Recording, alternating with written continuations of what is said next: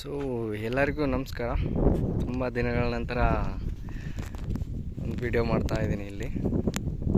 ಇದು ಒಂದು hidden place ಅಂತ ಹೇಳ್ಬೋದು. ನಾವು ಹಂಪಿ ಇಲ್ಲಿ ಎಷ್ಟರ ಎಕ್ಸ್ಪ್ಲೋರ್ ಮಾಡಿರಿ, ದಿನಕ್ಕೊಂದು ಜಾಗ ಸಿಗ್ತಾನೇ ಇರುತ್ತೆ ನನಗೆ. ಹಾಗೂ ನೀವು ಎಕ್ಸ್ಪ್ಲೋರ್ ಮಾಡಿದರೂ ಇನ್ನೂ ಬೇಜಾನ ಜಾಗಗಳು ಇದ್ದಾವೆ. ಸೊ ಅಲ್ಲಿ ಕಾಣ್ತಿದೆ ನೋಡಿ, ಯಾವಪ್ಪ ಮಾತಂಗಿ ಬೆಟ್ಟ. ಸೊ ಇಲ್ಲಿ ಇವತ್ತು ಬಂದಿರೋದು ಏಕಶಿಲಾ ಗುಹೆ ಅಂತ ಹೇಳ್ಬೋದು.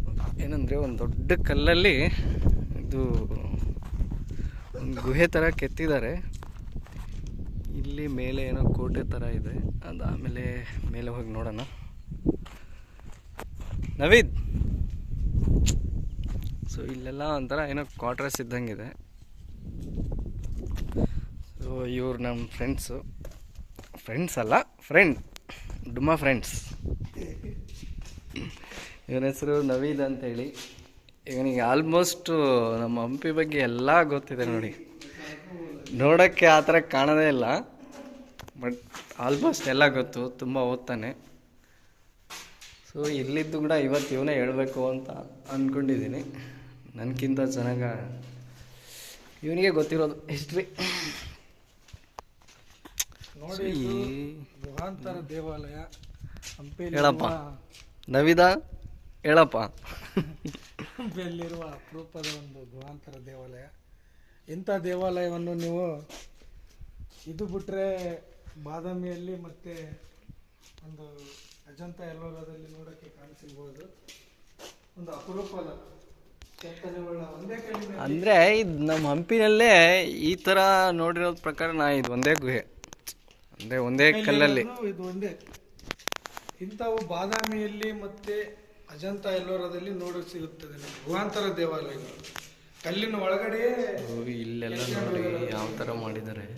ಕೆತ್ತಿರುವ ಗುಹಾಂತರ. ಇಲ್ಲಿ ಮೊದಲಿಗೆ ದೇವರಿತ್ತೋ ಏನೋ ಗೊತ್ತಿಲ್ಲ, ಬಟ್ ಇವಾಗಂತೂ ಖಾಲಿಯಾಗಿ ಬಿದ್ದಿದೆ ಅದು. ಇದು ಬಂದ್ಬಿಟ್ಟು ಮಹಾನವಮಿ ದಿಬ್ಬ ಇದೆಯಲ್ಲ ಫ್ರೆಂಡ್ಸ್, ಎಲ್ಲಿ ಬರುತ್ತೆ ಅಂದರೆ ಈ ಕಡೆ ನೋಡಿದರೆ ಮಹಾನವಮಿ ದಿಬ್ಬ ಕಾಣುತ್ತೆ. ಸೊ ಅಲ್ಲಿದೆ, ಇಲ್ಲಿಂದ ಕಾಣ್ತಾ ಇಲ್ಲ. ಅಲ್ಲೇ ದೇವಸ್ಥಾನ ಇದೆ ನೋಡಿ, ದುರ್ಗಮ್ಮ ದೇವಸ್ಥಾನ. ಸೊ ಅಲ್ಲಿಂದ ಇದು ಹತ್ತಿರ ಇದೆ ತುಂಬಾ. ಇಲ್ಲಿ ಮೇಲೆ ತೋರಿಸ್ತೀನಿ, ಏನಿದೆ ಗೊತ್ತಿಲ್ಲ ನನಗೂ. ನವೀದಾ, ಮೇಲೆ ಬಾರಪ್ಪ.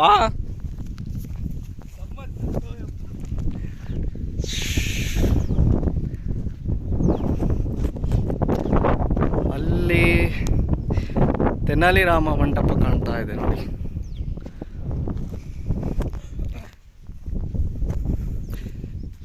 ಇದು ನೋಡಿ, ಇದು ಮೇ ಬಿ ವಾಟರ್ ಟ್ಯಾಂಕ್ ಇರ್ಬೋದು ಆಗಿನ ಕಾಲಕ್ಕೆ.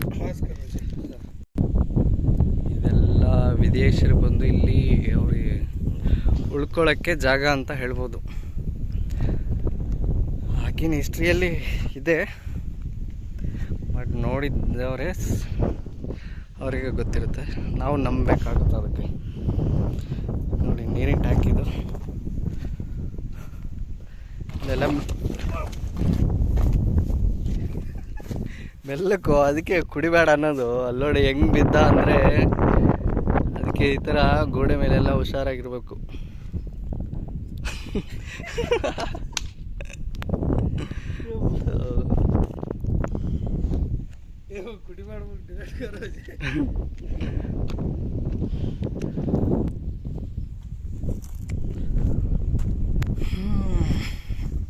ಇದು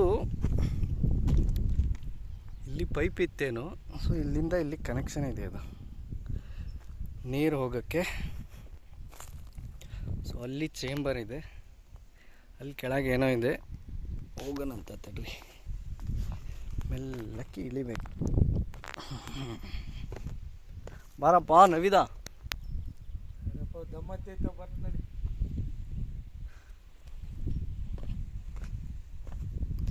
ರೀಸೆಂಟಾಗಿ ನಾನು ತುಂಬಾ ಹಿಡನ್ ಪ್ಲೇಸಸ್ಸು ವಿಡಿಯೋ ಹಾಕ್ತಾ ಇದ್ದೆ ಇನ್ಸ್ಟಾಗ್ರಾಮಲ್ಲಿ. ಸುಮಾರು ಜನ ಪ್ಲೇಸ್ ಎಲ್ಲಿದೆ ಅಂತ ಕೇಳ್ತಾರೆ.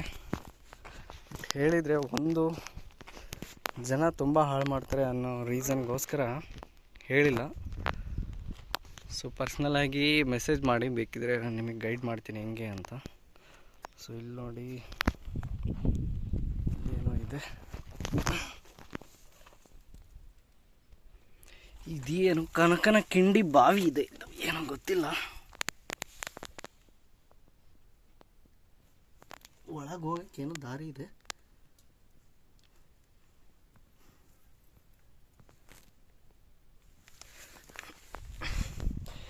ಒಂದ್ಸತಿ ಬಂದು ನೋಡಿ ನಿಮಗೆ ಗೊತ್ತಾಗುತ್ತೆ. ಏನೋ ಇದೆ ಅಪ್ಪ ಇಲ್ಲಿ, ದಾರಿ ಗೊತ್ತಿಲ್ಲ ಏನಂತ. ಈ ಕಡೆ ಒಂದು ಅರಮನೆ ಇತ್ತು ಅಂತ ಹೇಳ್ತಾರೆ, ಬಟ್ ಇತ್ತೋ ಇಲ್ಲೋ ಗೊತ್ತಿಲ್ಲ ನನಗೂ. ಅರಮನೆ ಅಲ್ಲ ಅದು, ಅರಮನೆ ಅಪ್ಪ, ಅರಮನೆ ಅಲ್ಲ, ಕ್ವಾರ್ಟರ್ಸ್.